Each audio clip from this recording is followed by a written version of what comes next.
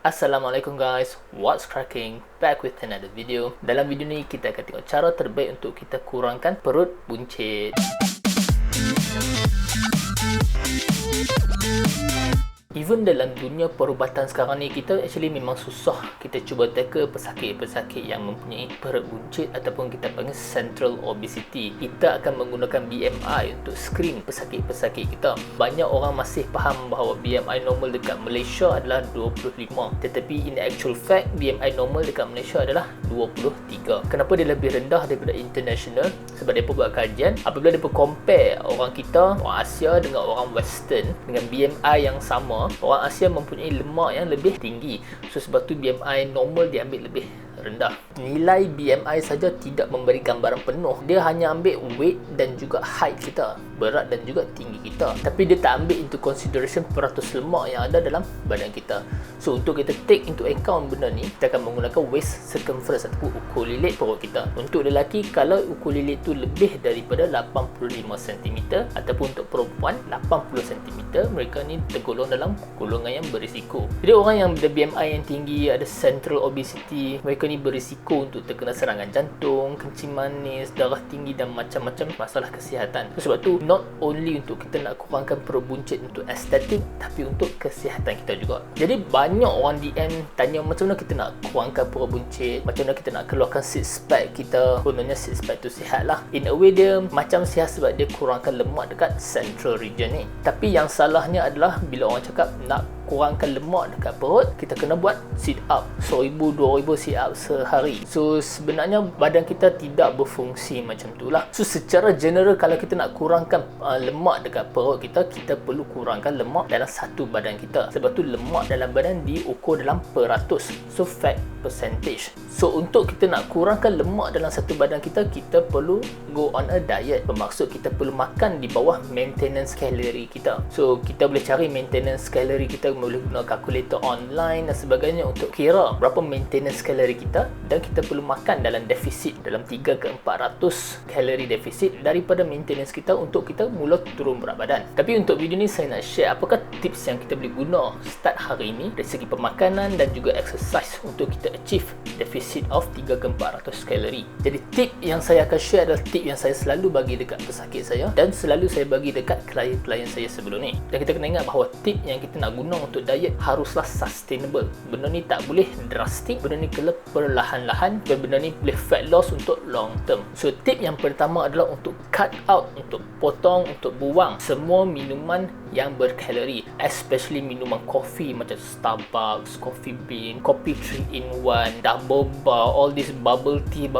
minuman manis, semua kita cut out. Minuman yang hanya kita benarkan adalah hanya minuman air kosong ataupun minuman yang tidak berkalori. Contoh minuman tak berkalori adalah, selain daripada air kosong, adalah kopi O. Kopi O bukan yang bergula, kopi O kosong yang pure, yang masam tu. Nombor 2 adalah teh. Dan ketiga, minuman-minuman contoh macam Coca-Cola ada zero kalori dan sebagainya, tapi benda tu tak dinasihatkan lah. So dengan kita buang semua minuman berkalori ni, kita boleh buang 3 ke 400 kalori dekat situ sahaja tanpa kita usik diet kita lagi. So maintain, buang semua air gula, maintain untuk 2 minggu, tengok kita boleh amalkan tak benda ni. Jangan minum air manis, hanya minum air kosong. Lepas tu kita akan go kepada the second step. Okay, once kita dah achieve tak ada gula dalam makanan kita, tak ada gula dalam minuman kita, kita boleh pergi ke second step, iaitu untuk space out meal kita. Space out bermaksud kalau sebelum ni kita pergi kerja, kita dah makan breakfast, sebelum lunch lagi orang bagi kuih, kita makan kuih, lepas tu kita makan lunch, lepas tu antara lunch dengan dinner ada pula minum petang, lepas tu dinner, lepas tu supper. So sekurang-kurangnya kalau kita kira balik, kita makan 5 ke 6 kali sehari. So spacing out makanan kita adalah kalau boleh kita nak makan 2 ke 3 kali sehari sahaja. Bermaksud contohnya kalau kita makan breakfast, kita makan breakfast sahaja, lepas tu lunch, lepas tu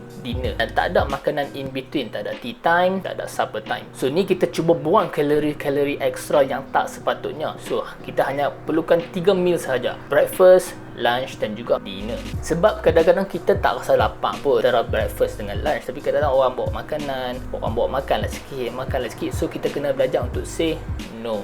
So step yang ketiga, kalau kita perasan until step sekarang ni kita tak ada adjust lagi pemakanan kita. So step ketiga adalah kita cuba nak adjust sikit pemilihan makanan kita. Bermaksud kita nak favor protein over carbohydrates. Maksudnya kita nak lebihkan protein daripada carbohydrates kita. Apabila kita sebut carbohydrates termasuk nasi, kuih tiaw, mi, all this carbohydrate, mi goreng dan sebagainya, kita nak kurangkan semua carbohydrates ni dan kita nak lebihkan kepada protein. Contohnya ayam, ikan, telur, semua protein yang bagus. First of all, protein ni menyebabkan kita kenyang lebih lama, so that kita tak binge eat dalam pemakanan kita ni. Dan yang kedua adalah thermogenic effect, bermaksud badan kita kena gunakan lebih banyak tenaga, lebih banyak kalori just untuk nak bakar makanan protein. So apabila kita ada low carbohydrate, kita ada high protein, kita takut kita dapat make sure kita ada banyak sayur. So sayur ni yang akan mengenyangkan kita, dia akan volumize meal tersebut. So kita ada step 1, potong air gula semua. Okay, kita hanya minum air kosong. Step kedua adalah spacing out pemakanan kita. Kita makan minimum of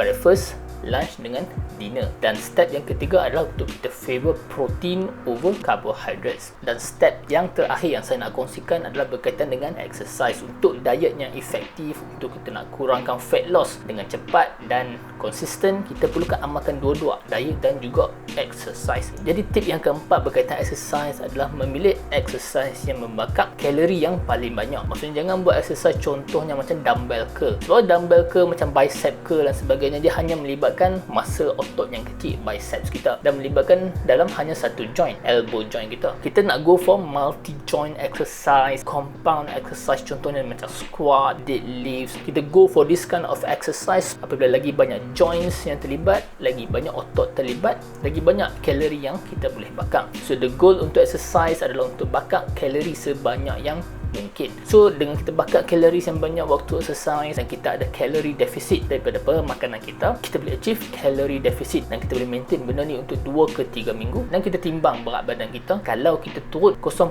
kilo seminggu sekurang-kurangnya, exercise dan diet kita efektif dan kita kena just maintain benda tu sampailah benda tu dah plateau. That's the video guys. Aku harap hampa suka konten seperti ini.